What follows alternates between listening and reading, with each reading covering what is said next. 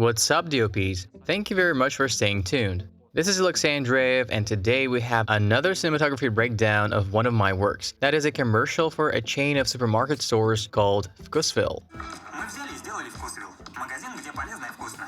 Взяли честных поставщиков и сделали с ними вкусную ветчину без усилителей вкуса, десерты, в которых сахар заменили на фрукты, и много других уникальных продуктов. Взяли на работу вежливых продавцов и сделали приложение с бесплатной доставкой. Мы взяли и открылись, чтобы вы взяли и попробовали Вкусвилл. As you can see, the video is quite dynamic. I must say that not everything turned out to be ideal and went according to the plan. Speaking of the video, it starts with a scene with an unusual camera movement, in which we establish the supermarket and move parallel to the shelves. Then we see a change of lighting happen. We switch from a bright white all-around illumination to a more localized and intimate and warmer scheme. As we move closer to this character, the overhead illumination changes and becomes colder. This was the director's idea, who wanted the light to change and create an impression that we kind of transition to another realm of the same location. As we switch to this shot of the female character, we can see that the entire illumination behind her is cold and that there are no other people anymore, although in the previous scene, the store was quite crowded, with people doing grocery shopping. As we moved closer to the cashier, as I said, the illumination changed from white to a colder tone. Later, we switched to a fall one-shot POV scene, in which it is shown how the food is prepared.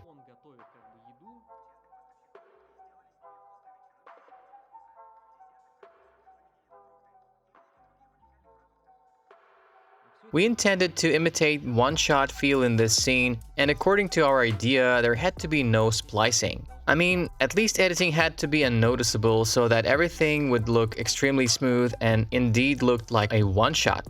As reference, we used this Starbucks commercial that imitated that one-shot feel. Many things were moving, a lot was happening, and it indeed seemed as if the video was one-shot and not edited at all. We, however, did not manage to achieve the same smoothness, so everything seems kind of abrupt. The editor did not manage to achieve the same level of smoothness during editing, and another problem was that during the shoot, after we shot one part of the movement, the director had to leave to confirm what we've just shot with the agency. It took them quite a lot of time to discuss things and come to an agreement with the client or suggest changes. Then the editor would do the editing and show it to the client. So during that time, the actress would leave the spot, and the objects on the table, although we asked not to move anything, might have been somehow moved by accident. Of course, I also had to leave my spot, so I could not supervise it, and every time we had to get feedback from the client or shot another take, we had to repeat the entire process right from the start, which took another 15 to 20 minutes, so things were not matching perfectly from take to take. The editor, of course, tried to help us and told how to position the hand and other things, but because we had to spend a lot of time to get each take and part of the scene approved, the consistency was lost. This is why it's best to shoot scenes like this without this bureaucracy. Even this pre-shoot that was prepared in my studio, in my opinion, looks smoother than the final result, but it is what it is. The following scene is shot from the point of view of the actress, and we transition back to a conventional realm of this location. After that, we transition to the apartment via the match cut, so the phone remains more or less in the same spot.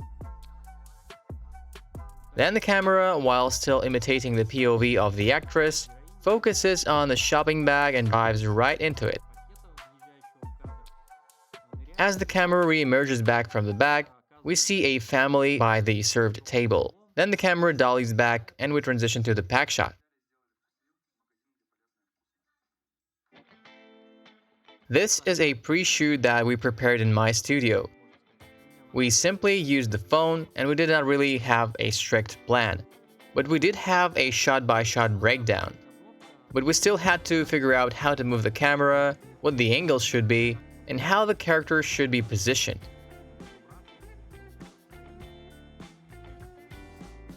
In addition, we tracked how much time each scene took to understand where to speed up the movements or slow them down in order to fit into the running time of the video. Later, during location scouting, we were choosing between 3 stores. This one was the best, but still it had some problems. For example, there wasn't any row wide enough to allow for the movement of the camera we had in mind. This is why we had to reposition the shelves and rearrange them to fit our needs. These pillars established a certain symmetry and helped us reposition the shelves, as we figured out that the row had to be right in between these pillars. So eventually, these shelves were moved accordingly to ensure a complete visual symmetry.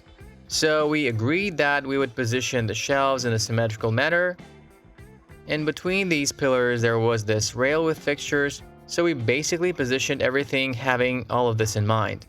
Speaking of the light, we of course had to fulfill the task of changing the light after we moved closer to the cashier, which would not be possible if we used stock fixtures. We knew we would shoot POV scenes, so the angle had to be wide. Because of this, we decided to use a 12mm Loa lens, which is the widest option we had that was able to cover a full-frame sensor of Sony Venice camera that we used. I will explain why we used it a little later. So a full-frame camera, a 12mm Loa lens, and as a result, the ceiling was always visible in the frame. In order to illuminate this entire space and ensure the change of the illumination, the only decision we could make was to remove the stock fixtures and mount Asteras instead. In total, we used 40 Astera fixtures, which is a lot. So we had 5 sets with 8 Asteras in each. Speaking of their allocation, since we had 2 scenes shot from the opposite sides, some Asteras were mounted in this zone, while others were mounted behind. Some Asteras were used to illuminate the shelves, but we of course did not have to illuminate the entire store. We only mounted them in the area that was visible in the frame, but of course mostly here in this zone. Each Astera had a number assigned to it. We used pieces of tape to write numbers and stuck them onto the fixtures, in order to make it easier for the person in charge to adjust them. For example, this was Astera number 11 and this was number 12.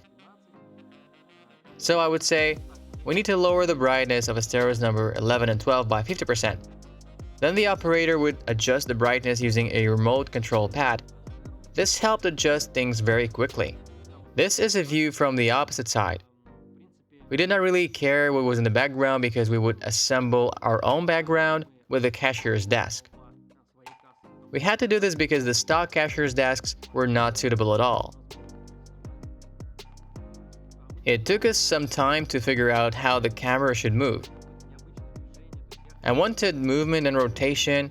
We even thought about flying out of the fridge, but we soon figured out that we would not have time for this, since we only had a few seconds of running time to approach the cashier. This is why the path of motion could not be too long and overcomplicated. In addition, we had to consider the dimensions of the camera. First, we thought about using Loa lens and gripping the camera onto some long extension, but we simply ended up starting from this tilted position next to the shelf you can see on the screen. Although initially we had another idea, we ended up starting the movement from the shelves with beverages after one of the customers took one of the bottles, making way for the camera. The director liked this idea. Production designer prepared this sketch to showcase the design of the cashier's desk and the background, as well as the shelves on the right and left.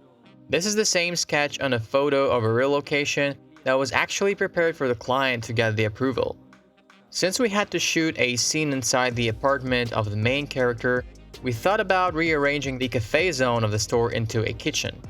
I needed a window in this frame, and this one did not suit my needs at all.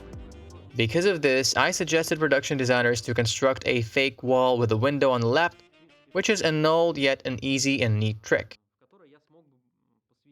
This is where the kitchen table would be, and in the background there would be a kitchen furniture. So this was our plan in a nutshell. This is a sketch prepared by designer. It's mirrored relative to what I've just explained, but it was not an issue.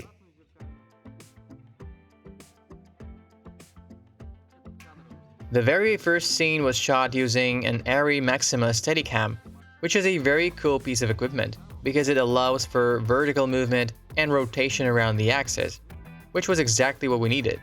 In this scene, the character takes the bottle off the shelf and the camera moves in between the shelf and the bottle in his hand.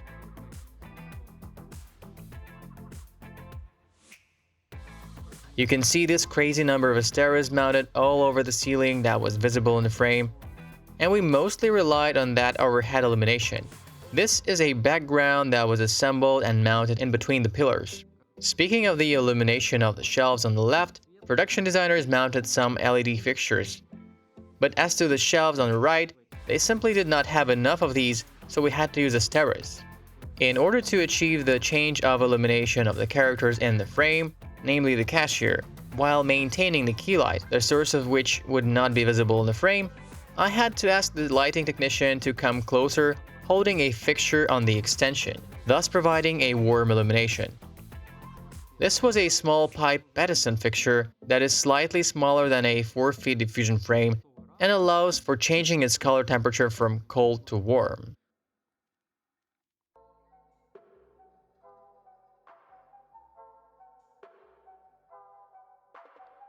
Here's our lighting technician coming closer and illuminating the cashier's face with a warm, soft light. The overhead fixtures were slightly dimmed and their color temperature was changed from the one set on the camera, I think it was 4400 K, to a colder value of around 10 or 15,000 K.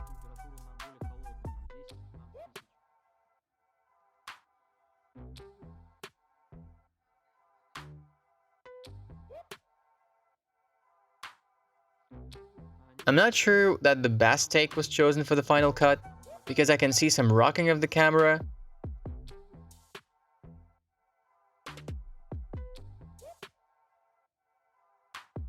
Perhaps the movement itself was not ideal, but once again, the schedule was quite tight and we had to act quickly.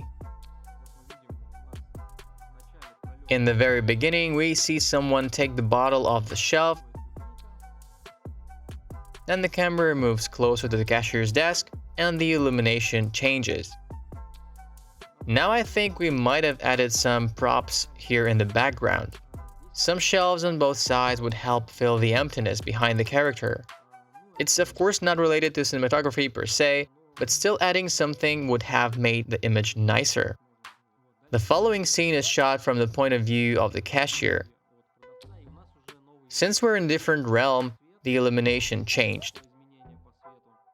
This shelf was illuminated with Asteras fixtures, as I mentioned before, and these fixtures were mounted by production designers, so I'm not sure what they were.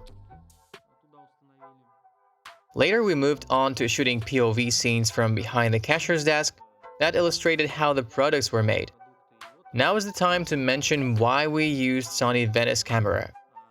It has a detachable Rialto camera extension system that allows for leaving the main body of the camera somewhere in the back while manipulating that extension elsewhere. By the way, we used a 12mm low lens, and I was able to hold that system with my own hands since it was relatively lightweight. We had two actors who were identical twins, and that was important because we wanted left and right hands to look like they belonged to one person. Obviously, it would not be possible for one person to do the same while standing behind me, which is why someone suggested finding identical twins, and we thought it was a great idea. The actress was illuminated by Light Matte 8 and Light Matte 4 fixtures, both with soft boxes. Light Matte 4 shined a cold light that imitated the overhead fixtures and served as fill-in light for the darker side of the face. It was not the first time for these twins to do this kind of job during shooting, so they did not need any instructions at all. Obviously, we could not do the same with the actress, which is why I had to invade the personal space and stand behind her like this. We refused the idea of using a helmet because of relatively heavy weight that not everybody can bear. This is why we had to try this scheme.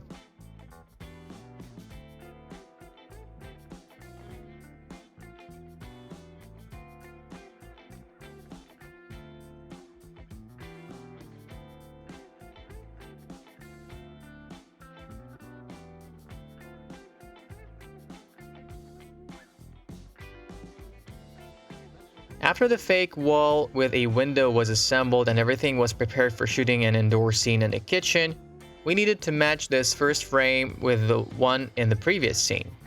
We tried to position both the hand and the camera the same way, only this time there was a kitchen table behind us. This bag was supposed to appear behind the hand, which is why a string was attached to it, and then it was pulled, causing the bag to move into the frame.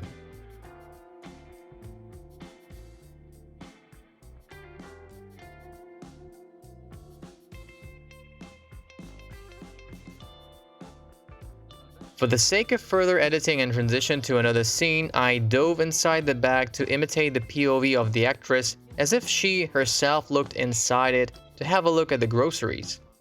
Speaking of the light scheme, light mat 8 with a softbox served as main key light.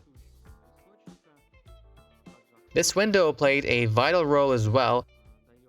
Behind it there was a 4-lamp light man that imitated a warm sunlight and illuminated the furniture,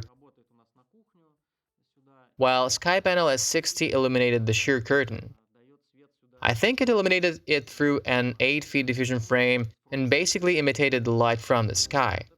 This Asteras with a softbox mounted onto it illuminated the bag. Oh yes, light mat 4 illuminated the bag from above, contributing to the backlight directed from outside the window. As we can see here, ISO was set at 800 and color temperature was 4400K. Here is our transition to the kitchen, and then we see the bag appearing from the left and dive right inside it. In this scene we transition to after the dive.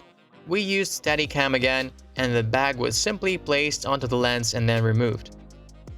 Then the camera moved back with a little turn around the axis.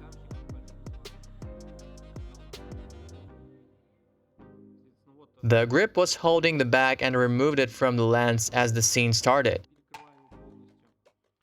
The idea was to re-emerge from the bag and see everything already prepared and served. Production designers assembled a fake wall here behind the kitchen furniture. And as I said, this was also fake. And by the way, there was no real window. There was basically a hole in front of which curtains were hung. As I recall, I simply placed a reflection board here to imitate the window stool. Otherwise, this entire area would be illuminated, which would not look realistic.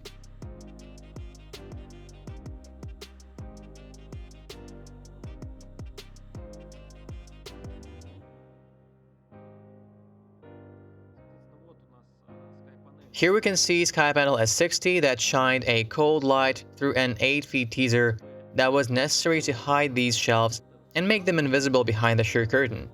So it served both as background and at the same time helped diffuse the light. A 4-lamp light man was directed at the window and provided this warm yellow light, thus imitating the sunlight. It also illuminated this male character in addition to the backgrounds. Light mat 8 served as key light. It was not too bright, so it was almost like a fill-in light.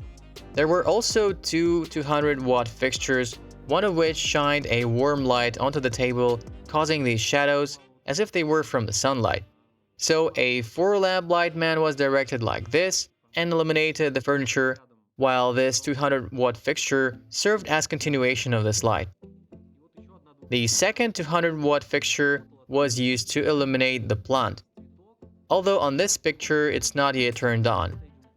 The reason why we illuminated that plant was the client's request, otherwise I would not do it. This, as I said, was simply a piece of reflection board because it was the simplest fake window one could possibly imagine. The upper part, if my memory serves me well, was simply a black flag. As you've already noticed, all fixtures were equipped with grid softboxes to prevent any parasite light. Without these softboxes, the fixtures would illuminate everything around them as well. In addition, you can see that the fixture is positioned almost parallel to the wall in order to avoid excessive illumination. Only the light from outside was directed at the wall. In order to block the excessive light in the upper part of the wall, we use another flag.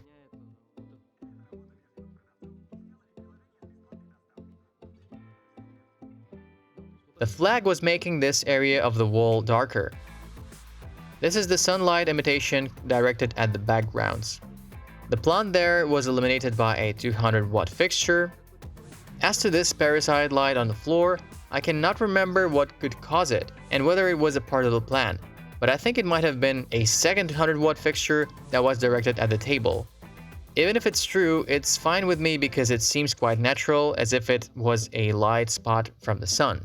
The fixtures were mostly located on the left, light mat 4 above the window, light mat 8 in between the window and the camera. And since the wall was quite dark, we were able to achieve a nice contrast, I think. This is it for today's breakdown, my friends. I hope it was useful. I'll see you guys in the next video. This was Alexandreev. Till next time. Bye.